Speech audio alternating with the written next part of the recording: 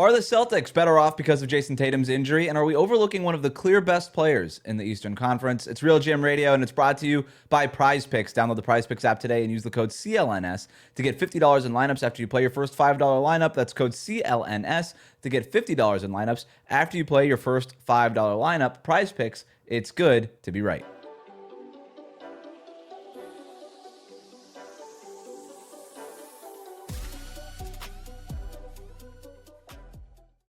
All right, Mike Shearer is here from Basketball Poetry, a must-read Substack for all the basketball sickos out there.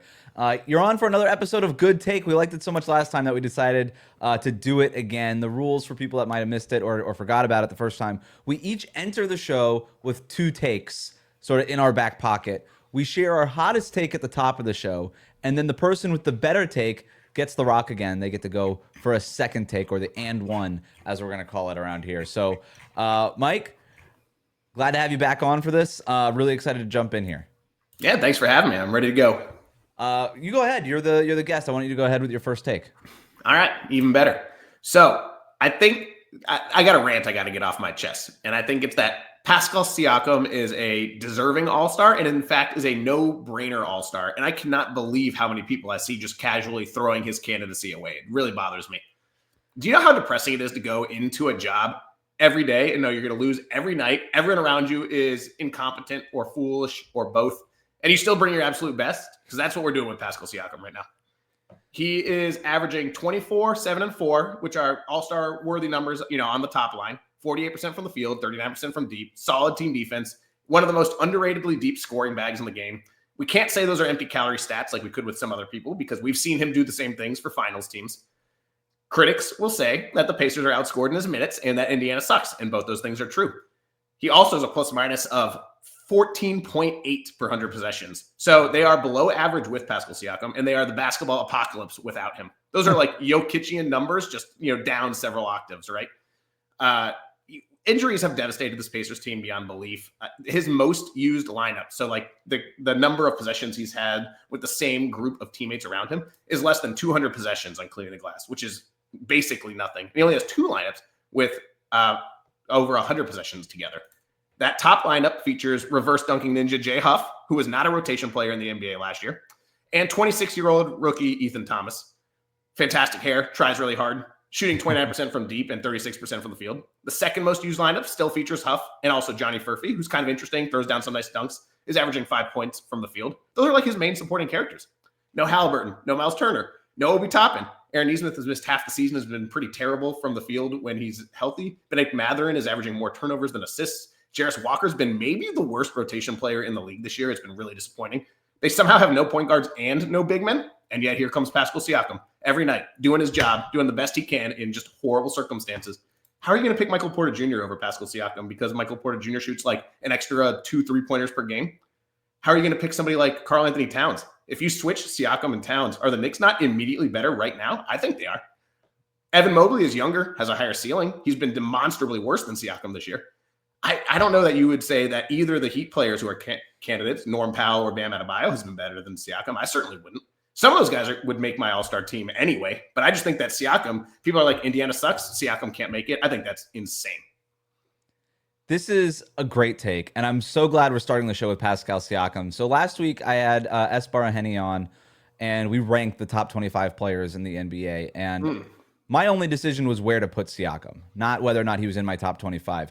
We forget how good this guy was in that run last year to the finals. He was not as important as Halliburton, but pretty damn close.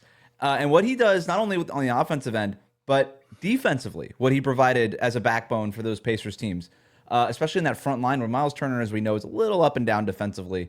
Siakam is just so steady on both ends of the court. He has come such a long way from sort of that spicy P in Toronto, kind of run the floor, spin move, kind of get guys involved on the short roll stuff to this guy's just a bona fide all-star. He should be a perennial all-star. And I agree with you. Like all NBA, we can have conversations about how team success should factor into that. But for all-star, it shouldn't matter. Especially to your point, Mike, if we're already talking about Michael Porter Jr., then record doesn't matter. It does not matter when it comes to all-star. And for you're 100%. The Knicks are better if Siakam is in Towns' place. The Nets are probably better if they have Siakam over Michael Porter Jr. The Heat are better if they have Siakam over any of those guys that you were talking about. He has been so good. He's averaging a career high in usage. His shooting percentages and stuff, all those efficiency numbers are down, but it's because he's having to create more on his own, and it's not like he's an inefficient player. Like Yeah. he's doing so much with so little. I'm glad you shouted him out. He would 100% be a reserve, and we could not agree more on this. Yeah, no, that's good to hear because, like I said, I think people just don't even look at his candidacy because they see Indiana's record and they know. People stop watching the Pacers. Well, I think that's the problem. I think nobody's been watching the Pacers, right? Which that's like. And side note, like I wrote a piece last year saying that I thought Tyrese Halliburton was a top 5 player in the NBA, and that got kind of poo-pooed online. I'd say, look at what has happened to the team since he left, right? For that. But yeah, I just like too many voters now, I think, go online or too many writers, I should say, go online, go to, like dunks and threes and rank order their all-star selections by estimated plus minus. And I think that is a better step than we were like 10 or 15 years ago, but it's still lacking in context in a way that is important when you're making these kind of decisions. You also have a thing that happens where there's a great take online, or at least a take that's perceived as great online, and then people take it and run with it. And that becomes a new narrative, right? So I don't know who the first person was to be like, you know what? Michael Porter Jr. should be an all-star. But whoever did that should get royalties, because every NBA writer, analyst, podcaster is now saying that. And I don't know that I would put Michael Porter Jr. on my all-star team. I would think about it. He's on my short list. I don't know for sure who I would have as my reserves. But he kind of now takes that corner of good player on bad team that scores lots of points. And I think that has really hurt Siakam's case, because you get to, if you're going down the street of good players on bad teams, you kind of stop at Michael Porter Jr. Street and you never go. And you stop there, you hang out for a coffee, and then you leave. You never keep going down that street and find that great cafe owned by Pascal Siakam, who's doing really good work. He's making great coffee without any coffee beans right now in Indiana. Right. Yeah. And truthfully, like the Eastern All-Stars are so in such rough shape that like there might be room for both of them. This is not the year to stand on your high horse and be like, oh, a team has to be 500 if they want to have an all-star, because just like that's just not the reality of the Eastern landscape right now, unfortunately. It's a great point. With the Pacers, Siakam's awesome. They'll get Halliburton back. The other guys have looked shaky, right? And I think that's to be expected. Like they've also had a ton of injuries, which is a huge factor in how bad they've been. They've been playing better as of late, and I think that's also important to note. I think overall we know Aaron Nesmith, Andrew Nemhard, like these are guys. These are good players who just need to be playing off of Tyrese Halliburton. The Benedict Mathurin thing is hanging there. He's a sneaky trade candidate to me because they probably aren't going to re-sign him, or I shouldn't say that. They're not going to offer him a ton of money. He's probably gettable as a restricted free agent this summer. Right. I don't know. Like, there's a little bit of scuttle about should they just look to add to this roster right now if that right player is there. A guy not necessarily for a push this year, obviously, because this team needs to get, they have their pick. They're going to end up getting a really good young player. But in addition to that really good young player at the top of this draft, could they go out and get a guy potentially at the trade deadline here for a little bit cheaper with some of the guys that they have right now who might not be a long-term fit? Can they go out and get somebody who might be more of a long-term fit? What do you think about what the Pacers could do before the deadline? Yeah, I think that's an underrated strategy because this is such a buyer's market right now in like the trade landscape. And part of that is because like there are no perfect players that are being dangled out there. It's a lot of kind of disgruntled big name stars whose best might be in the past. Or you have guys like Cam Thomas and Jonathan Kuminga, who are younger guys, talented without a doubt, but haven't proven that they can impact winning at a high level. So there's not like, give or take like the endless Giannis buzz, which has thankfully died down a little bit, but there haven't been any rumors surrounding these players that are just instantly going to make every team better. The flip side of that is you could get guys with upside, like the names we've mentioned, for pretty cheap, I think. It's not like you have to knock down Golden State's door with a huge offer to go get a guy like Kuminga. Not saying that Kuminga would be the perfect fit on Indiana by any means, but just like there are players out there that might be worth taking a swing on if the price is like, salary relief and a couple of seconds.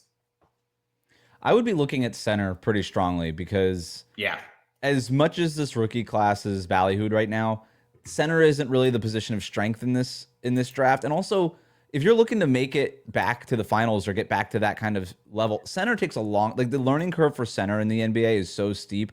I don't know that this team has time or frankly wants to take the time to develop a center. So I would be going, and looking at that position specifically, I think they were right to let Miles Turner walk, right? Like they had a price in mind. They weren't going to go over it. I kind of think Miles Turner bailed him out. He's not playing well right now in Milwaukee.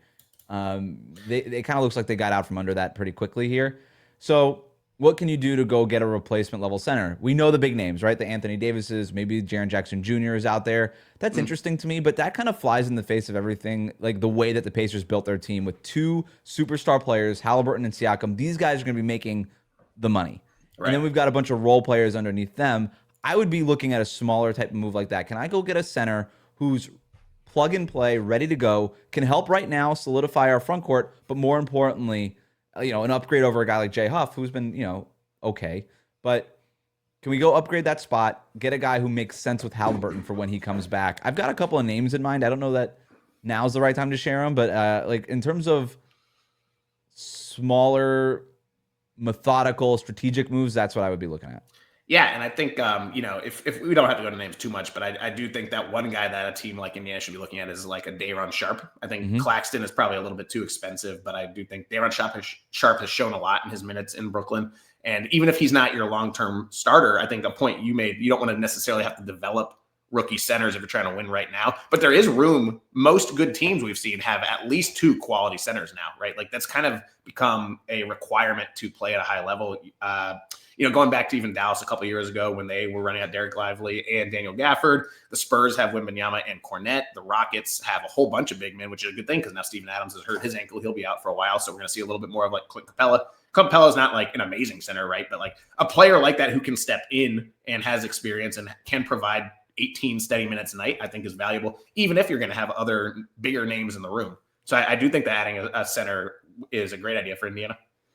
And I go back to this thing that Halliburton talked about when he first got to Indiana and he was playing alongside Miles Turner. And he talked about how he never played with a floor spacing five. He'd always played with rim running fives. And that had been his preference. His entire basketball life was, I want a rim runner. I want a guy who I could throw lobs to, run pick and roll with, good screen center, all of that stuff. And then he said, but actually, I've really enjoyed the space of operating in this offense with Miles Turner as a three-point shooter. I kind of wonder whether or not the Pacers should go back to Halliburton's comfort zone and say, you know what, here's a screener, rim runner type. I wrote about this for RealGM, I think last year, where Halliburton's a quarterback. He's Patrick Mahomes, and you just got to get him weapons. And I just want guys who are athletic and long and can jump high and make the shots that Halliburton's going to spoon feed them, right? Whether or not those shots are open threes or shots right at the basket, it doesn't really matter as long as you get somebody who could do one of those things at a high level. But I do think that getting a guy who could screen for him and kind of do those things would be really interesting in this offense. In other words, I don't think that they have to go find a Miles Turner 2.0. I don't think they have to cycle through a bunch of different Jay Huffs before they find a guy who pops. I think they can afford to go out and say, you know what, let's just go find the center who makes sense age-wise, money-wise, whether or not he's a screen and roll guy or a floor spacing 3-and-D guy. Either one, should be fine. Yeah, and I do think that you bring up an interesting point too, which is that like the Miles Turner thing was super important originally because Indiana wasn't sure what they had in Pascal Siakam when they made the trade for him, right? Like Siakam was not the knockdown three-point shooter when he came in that he is now. And they also have Obi Toppin is going to come back from injury at some point, and he's proven to be a knockdown three-point shooter. So if you have that kind of like not good but great three-point shooting, from and they didn't know that Nembhard and Nesmith were going to develep that way either. Right. Nesmith's become a knockdown three-point shooter, and Nembhard, his overall accuracy goes up and down, but he's willing to take it, and he's risen to the occasion on multiple occasions. Like no one's going to leave him. Exactly. So they just don't need to have a floor spacing center the way that they thought they did, and that way they did probably in fact need to 2 or 3 years ago. We'll see what happens. I'll tell you the name I'm thinking though. Oh yeah, I really like Marvin Bagley for them. He's been good for Washington. Quietly one of the best stories in the league. This guy who was drafted at the top of the draft by Sacramento, bounces around the league. Could have went the way of a James Wiseman, but didn't. Just kept pounding the rock, kept going at it. Developed into a serviceable big. He's not elite. He's not going to match his draft slot, but the guy just knows how to play basketball, and he's been a bright spot for a Wizards team that doesn't have a lot of veteran guys who know how to play basketball. They have a lot of interesting young players that are talented, but I would be going if I was a team like the Pacers, I would be at least calling about Marvin Bagley and seeing if we can get him for something a little bit cheaper. Yeah. All right, that's your take. I'm up next. Jayson Tatum tearing his Achilles is the best thing to have happened to the Celtics. Whew. I know it sounds crazy, but it gave them the cover that they needed to shed salary, shed the players who were no longer working for them, and reorganize the team after what appears to be the window closing on them, right? Like they looked in 2024 when they won it all, they looked ready to dominate for years, right? And then suddenly last year, they looked really old. Like they were losing that Knicks series even before Tatum goes down. Like they were losing that Knicks series. And we were going to have some really tough questions if Tatum doesn't get hurt and they lose that Knicks series about Joe Mazzulla and how should they be shooting this many threes and what are the role of these guys? Do they have to start to reshape the roster in some kind of way?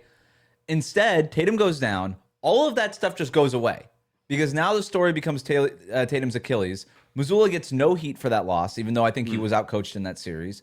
Nope, there's zero expectations going into the offseason. If anything, not only did everybody understand, but expected them to shed salary because we were going to go into this year as that quote-unquote gap year.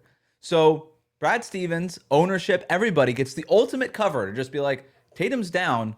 We got to shed salary. We got to get under the second apron. And we got to reorganize the roster. The second apron stuff became the headline in Boston. They got to trade these guys to get under the second apron. What it really did was it helped them get younger. Like Drew Holiday, not as good as he was before. And he's missed a lot of time. Kristaps Porzingis, we know the health issues. It was an issue for Boston last year. It's been an issue for Atlanta this year. Those guys kind of hit their wall with the Celtics. And it would have been really hard to admit that, look at them, if Tatum was healthy and be like, yeah, you know what? Like a few months basically after winning the championship, and you guys were basically heroes in that championship series. You guys are heroes in Boston for delivering that finals in 2024. We're going to let you go. We're going to trade you for Anthony Simons, and then and we're going to just let you walk, for basically nothing in Kristaps Porzingis' case. So that would have been really hard to do had Tatum not gone down. But because Tatum gets hurt, they get the cover to do all of the tough decisions without any of the repercussions of making those tough decisions. And you look at this roster now, it really helped them get younger. This team, with what they've found in Anthony Simons, who initially people were like, oh, they're going to flip him. He's actually been really good for them lately. I watched him score 39 points against the Heat the other night. He's been a really good floor spacer shooter for them. They still have Peyton Pritchard. Neemias Queta has been a revelation for them. Luka Garza is starting to play a little bit better for them. Jordan Walsh has gotten into the rotation. He's been big for them, especially defensively. Like they're finding guys now, and they've reorganized this roster now where they're younger. Jayson Tatum, 27 years old. Jaylen Brown, 29 years old. Like your trio of Tatum, Brown, Derek White now has a supporting cast around them. It's not complete, but the Celtics, because of the moves they made, are younger. They have way more flexibility, and they are going to be able to reconstitute this roster around those three guys. Now this team is built to compete for years with Tatum, Brown, and White. So I think what was an expensive team that reached its expiration date is now positioned to compete for a championship for the next half decade, Mike. It's a really interesting viewpoint. And I think, a few thoughts there. One is that you're absolutely right. It allowed them to get cheaper without facing any fan blowback. That's super helpful. I don't think that they expected to be this good, though, truthfully, right? Like, we know Mazzulla is a psychopath. He wants to go out there. He's going to try to win every game. But, like, I bet if you put, a water pistol to his head, he's like, I don't think that we're going to be second seed in the East, 2/3 of the way or more than halfway through the season. But you have this opportunity. They went in with no expectations, so they didn't care if Jordan Walsh went out there and made some mistakes. For the first time in his career, Neemias Queta is not getting yanked after every foul. Like, because these guys are given longer leash, they're allowed to explore the studio a little bit and they develop confidence in themselves. And this is stuff that even when they're knocked down the pecking order a point will hopefully hold over and allow them to play better in higher leverage situations. So I think that's really interesting. But one caveat I have here, though, is if this was a torn ACL instead of a torn Achilles, I would be 100% agreed with you. Like, the Achilles thing makes me nervous. This is an injury that historically we've only ever seen two guys suffer and return to at an all-star level. Dominique Wilkins and Kevin Durant. And I think that there are some parallels to the way that Durant and Tatum have played. Like, they're not the same player, but I do think that, like, Tatum's skill set hopefully will be able to recover from this well. Like, so he's certainly attacking rehab with, like, a very public fervor in a way we don't usually see. All the signs are great coming out, but, like, I am nervous about what he's going to look like when he comes back. I do think him coming back this year would be great for them, even if they're not quite set up to be championship contenders this year, which maybe they are. I mean, the second seed in the East, their offense has been great without Tatum. What's it going to look like when he comes back? I still feel like they're probably a piece or two away, but just him getting his feet under him this year and then having a whole summer to work on getting back in shape, getting his skills back, reintegrating with all these new pieces that they have would be really important, I think, mentally as much as anything else. So I given how bad the team looked in the playoffs last year against the Knicks, like you said, and the fact that they were able to jettison all this salary and bring in guys and suffer no loss in on-court impact, like has been pretty astounding. Like you could argue the player they missed the most from last year is Luke Cornett. I think he's the only guy that they lost out of their 5 big names, with Horford being one of the other ones. Is Cornett's the only one who would be a positive impact player for them today, which is crazy to think about. And now you have all these younger guys that have stepped up, like Keita, Walsh, and Pritchard and White having more space. Like you can see from their efficiency that like these guys will benefit from Tatum coming back for sure. But it's good for them to be able to explore what they can do, I think. And you've seen Jaylen Brown take all of this and really level up in a way that would not have happened with it. And now to the point where, and I had a Bobby Manning of CLNS on last 2 weeks ago, and we talked about this. Like when Tatum comes back, even if he's 100% Tatum the way that he left, Jaylen Brown needs the ball more. And I think that if anything will benefit Tatum and benefit this offense, make it a little bit more egalitarian, where Tatum was basically the point guard. I think both of these guys can run offense in a way that Brown just wasn't able to do prior to this injury. So he's been able to level up in a meaningful way also. They get out from the Drew Holiday contract, which I know we're not allowed to say anything bad about Drew Holiday. Like we as a basketball media have decided this years ago, like he's the best player ever. All these things. I love Drew Holiday. I don't mean anything bad by it, but the contract was bad. At 36 years old, it was going to be a bad. I still have no idea why Portland traded for it. To me, that was an insane trade. It was a complete bailout for the Boston Celtics. The fact that the Celtics didn't even have to attach a pick to it is insane to me. That is malpractice by the Blazers front office. But here we are. That it happened. Credit to Brad Stevens for finding a sucker to pin the Drew Holiday contract on, and they got a good player in Anthony Simons out of it. Yeah, I mean, with the Achilles, the concerns are fair. I guess I'm basing this off of a lot of the reporting around Tatum and this Achilles and just everything that it sounds like he'll be okay. I do think he'll end up being all right coming back from this Achilles tear. He's really young. All the reports about how quickly he got the thing on the surgical table and got the thing fixed and all this stuff all bodes well for his return there. I don't think that the Celtics are contenders this year. I think they've gotten a few schedule breaks that aren't necessarily baked into some of these schedule adjusted ratings, right? Like they play a lot of teams that are a little hurt.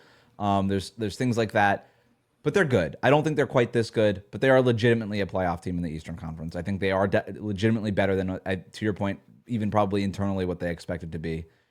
Even if Tatum comes back, I don't see them as championship contenders. I just think that that's way too much to put on this team at this stage. And there's still some real holes, right? Like this team still has defensive holes, rebounding issues galore, all that stuff.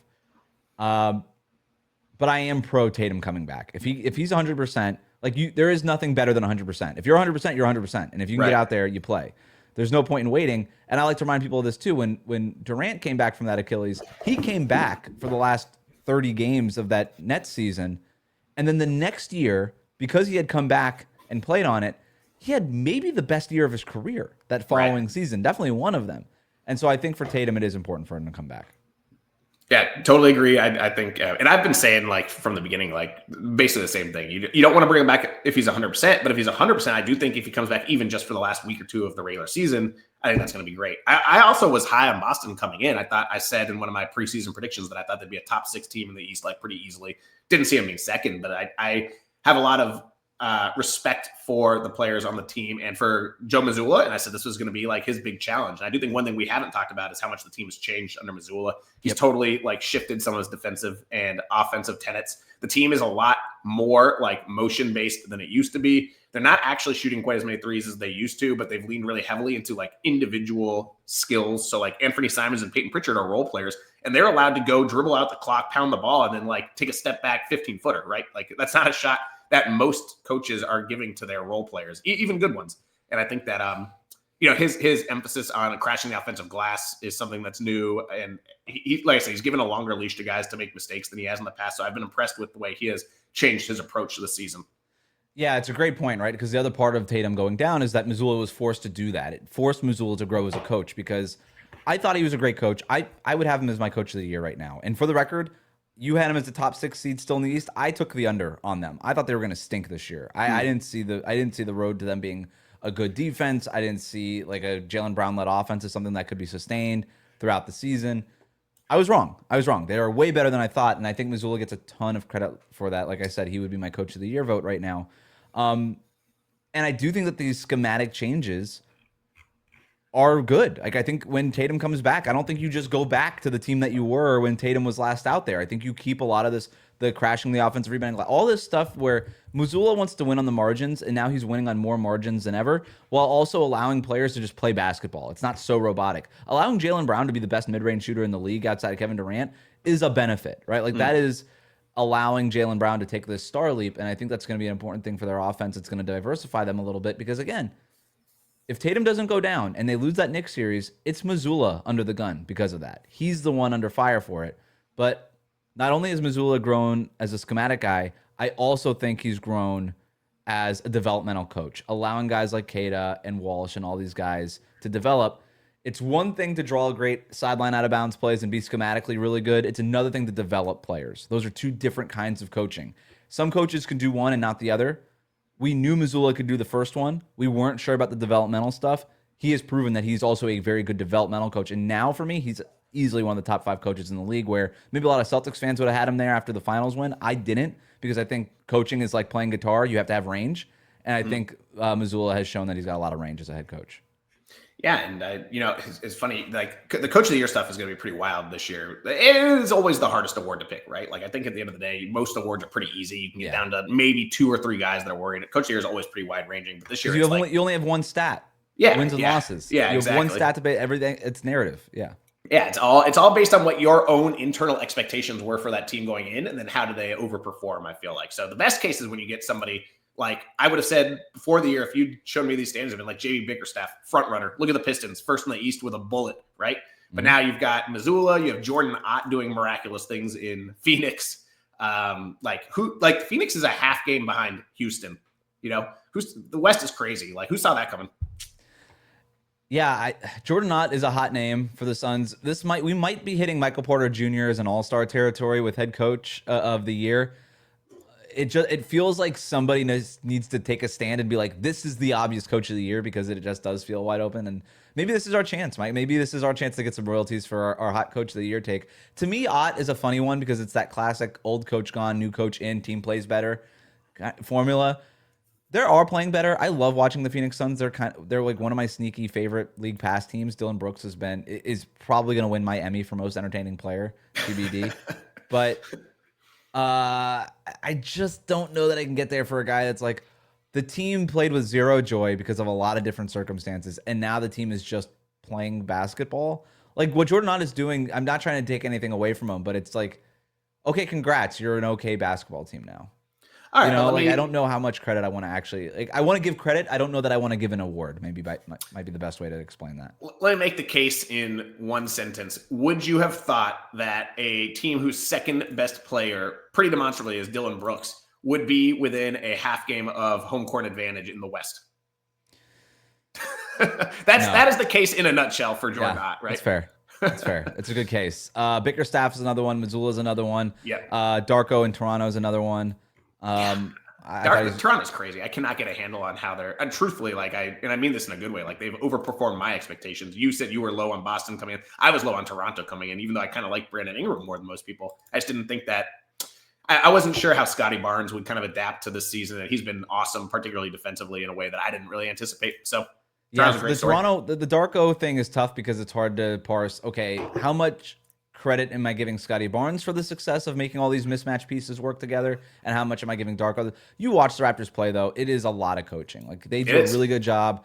They're super unselfish. Everybody screens for each other. Everybody's playing for each other.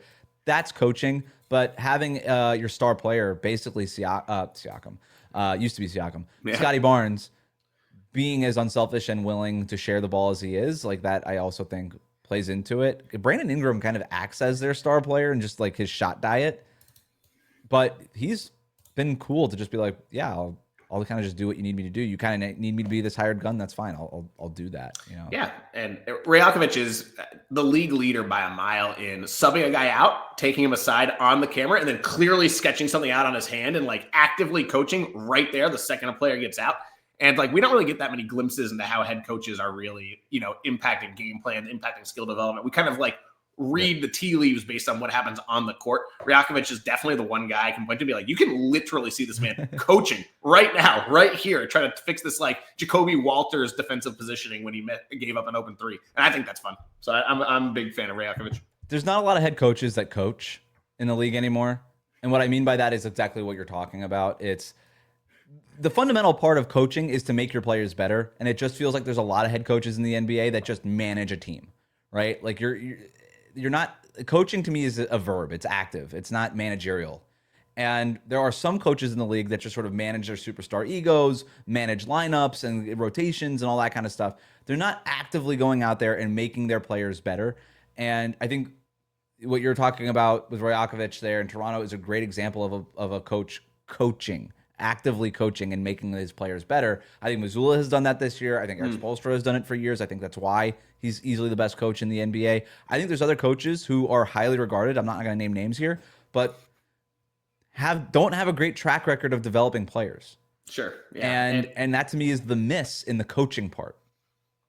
Yeah, it's always situational too, though, right? Because it depends a lot on your roster. If you are coaching up a roster that's all 30-year-olds trying to win a championship, there's not going to be as much development opportunities. Those guys are generally going to be fully formed, and it is about putting them in position to access their strengths and mitigate their weaknesses, right? If you're talking about younger teams, there just is a lot more opportunity for coaching guys up. And so I do want to be a little bit careful with that, because I think of a guy like Doc Rivers, who is an easy punching bag. Definitely not a guy you look at and be like, oh, Milwaukee's has all these great player development success stories in the last couple of years around Giannis. But you think back to his time with like the Magic, when he had, a much less talented team, a much younger team. And he did bring up a lot of guys back then. So I do think coaches maybe are more a product of their environment than we sometimes want them to be. We all want them to be everything all the time. And that's just not really the reality of the situation. Not to say that, Doc's some amazing development coach, but I do think that he has proven he is better than he's given credit for in the past. And so that's the one thing I would say. Coaching is such an iceberg, right? We can only see the tip. And I think it covers up, like, we attribute all successes and failures to the head coach. And really there's so much going on with like the support staff and the assistants. And like some coaches, just like the NFL, right? Like they've got their offensive and defensive coordinators too. And a lot of those guys deserve far more of the blame and the credit for what goes on than what we can access from the outside. I make that iceberg comparison all the time, because all we see with these head coaches is, when did you call timeout? What substitutions are you making? And that is 1% of head coaching. And I mean that. Like that is so cool sideline out of bounds play. It's like, okay, like now this guy's the best coach in the league because he drew up a sick play. No, like there's so much more and more important stuff to coaching than a slob, right? And so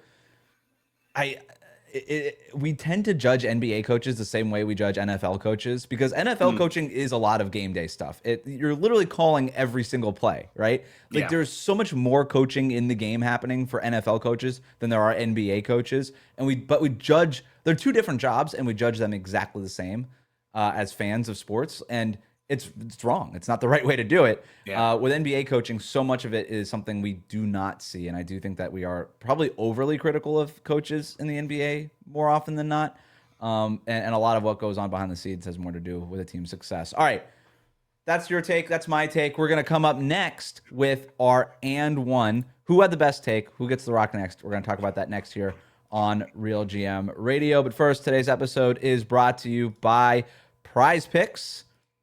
The big game's almost here. There's no better way to cash in during America's biggest sporting event. And Prize Picks, where it always feels good to be right. And since the big game is right around the corner, that also means it's your last chance to get in on the football action before the next season. So close the season out right with Prize Picks by getting $50 instantly in lineups when you play your first $5 lineup. Prize Picks is simple to play. Just pick more or less on at least two player stats. If you get your picks right, you can cash in. On Prize Picks, how you play is up to you. If you want flexibility, choose Flex Play, where you can get paid even if one of your picks misses. And if you want the biggest payouts, go for the Power Play. No matter how you play, Prize Picks is a great way to put your takes to the test.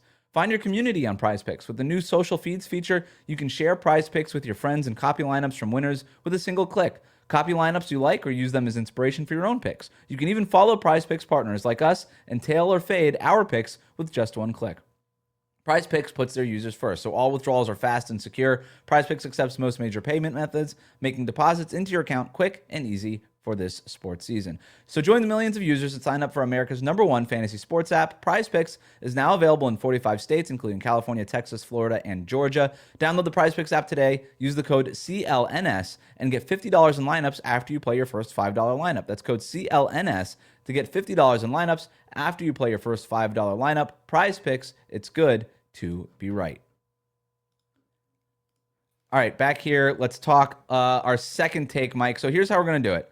Last time, we let ChatGPT decide who had the better take. Can't say that ended up going awesome for us. It said that you were risking your career. It was aggressive. It was a little aggressive there. So here's what I did. I put a poll up on the RealGM YouTube page in the community section there, and wanted people to vote on the two takes. So your take was that Cade Cunningham is going to be a top 6 player in the league next season. Mine was that the Cavs will be fine. Our listeners decided that you had the better take last time. Thank you, everybody. I appreciate it. And that you are not fired from basketball analysis. So I think that might actually be the way to do this. You won last time, so you get the and one this time. All right. I think, well, first off, thank you again to everybody who voted for me. I needed that for my ego, if nothing else. So I think that my remaining take is that Minnesota is one middling trade away from returning to the Western Conference Finals. I feel like they have been overlooked this season because there's been some really cool stories in the West. San Antonio's emergence in beating the Oklahoma City Thunder 3 straight times was awesome to see. Like, Wemby is everything. The team, has been much better than I personally expected, and they're second in the West.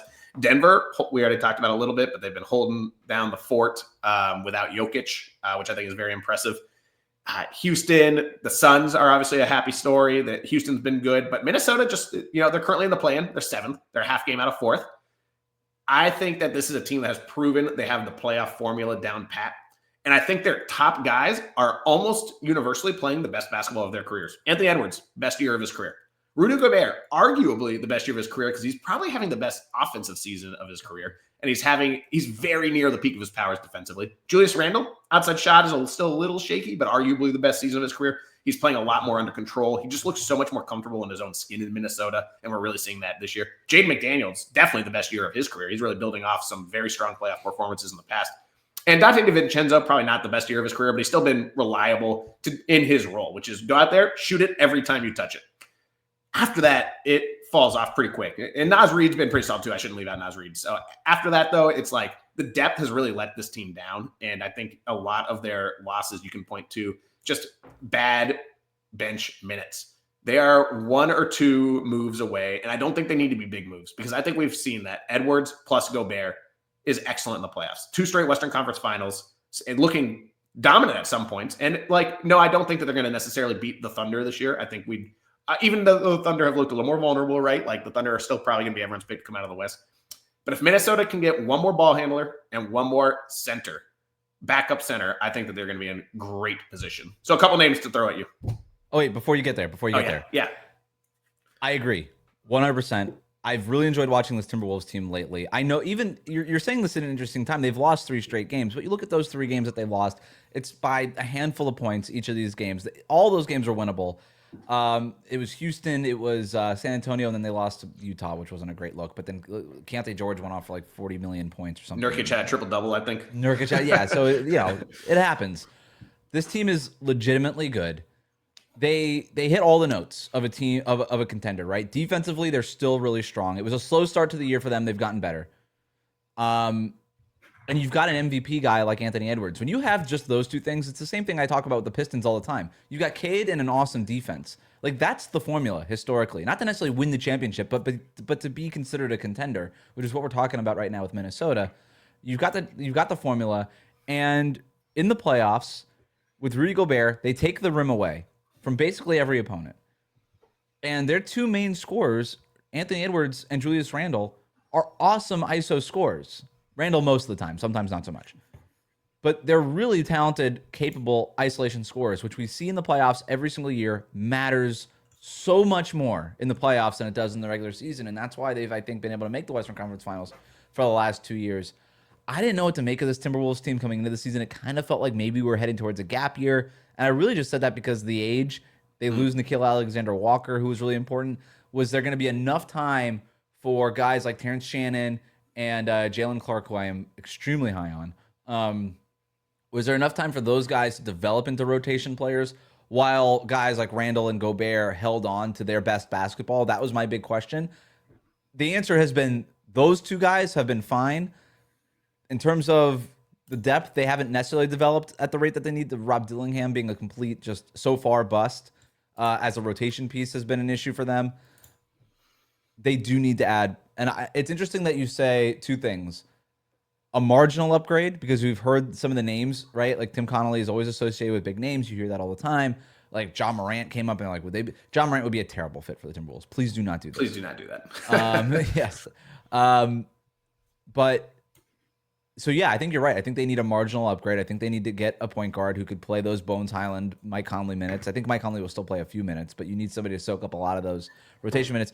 But also the fact that you also mentioned a backup center. I think you're right about it. So you wanted to get into names. Yeah, and it's funny because like the Julius Randle, Naz Reid kind of Gobert off minutes were so bad in the beginning of the season, and they've perked up some. They're running a lot more zone, and Naz Reid has stopped fouling everything in sight in those minutes. Like now he only fouls most of the things in sight, and that's been helpful. But they still, if Chris Finch wants like a defensive-minded center, they got to go out and get somebody. And I actually already said this name, but I think Day'Ron Sharpe would be the guy for them to try to I go like get. that a lot. I think Claxton's going to be a little too expensive for them. And honestly, like Claxton's too good to be a backup behind Rudy Gobert probably. But I think Sharpe has proven he can be like just this like solid, heavy bodied, like glass cleaner and rim deterrent. And that's exactly what they need since the team doesn't really trust their rookie Berenjay out there yet. So, but like the Gobert, if you look at the way the Timberwolves operate, when Gobert's off the court, the team just falls apart defensively to an astronomical degree. Mm-hmm. And they just have to have somebody in there because the playoffs are all about different looks, optionality, right? Like it's not as much about the regular season, like what are your strengths? It's more about how few weaknesses do you have in the playoffs and can you cover them up? And to me, those like, and Gobert's going to have games where he gets in foul trouble. He's like centers, 30-something-year-old centers can't play 40 minutes a night anymore in the NBA. It's impossible. You need a guy, not just like a guy. You need like a quality option. Big man depth has never really been more important than it is right now. And that's something that we talked about earlier when I was talking about all the teams that are loading up on strong centers.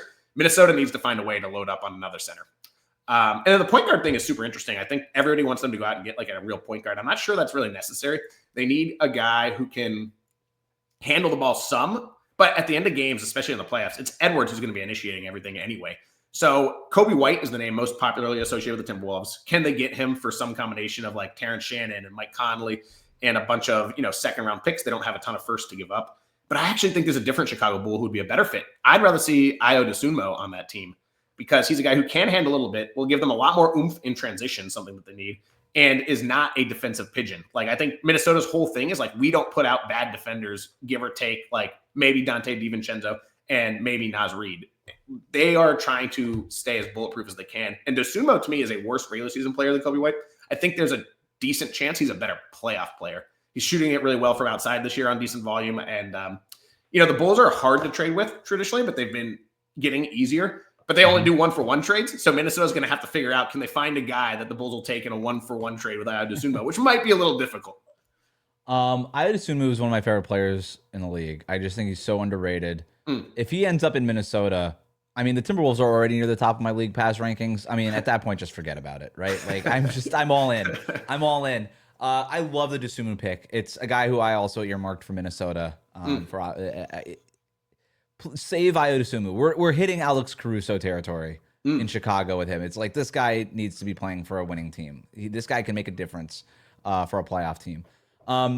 I love that. I like Dosunmu more than Kobe White, to your point. I don't love the Kobe White thing, even though he can make threes and you want some floor spacing and stuff. The Minnesota just figures it out offensively. I'm really not that worried. To me, I would rather fortify our strengths and stick to that identity than try to adjust. Like Bones Highland, Rob Dillingham, their problems aren't that they can't shoot, right? Like that's not the issue with Bones Highland every once in a while. But like their problems aren't that they can't shoot. The problem is that they can't stay on the floor because Minnesota has a specific identity that you talked about defensively. You want guys who could stay on the floor and also help a little bit offensively. That to me is the guy.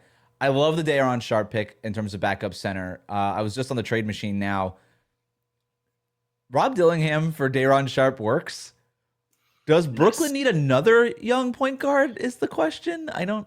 You would incentivize them with some picks, right? Brooklyn loves loading up on picks. Although I wonder, to your point, though, I think, people are looking at MPJ and at Darren Sharp and at Nick Claxton as obvious trade candidates for Brooklyn, but like they already have a lot of picks and more importantly, they have a lot of young guys. They just don't have that many roster spots left for 19, 20-year-olds. So I, to your point, I do wonder if Brooklyn is really going to be more about consolidating good picks as opposed to a number of mediocre ones.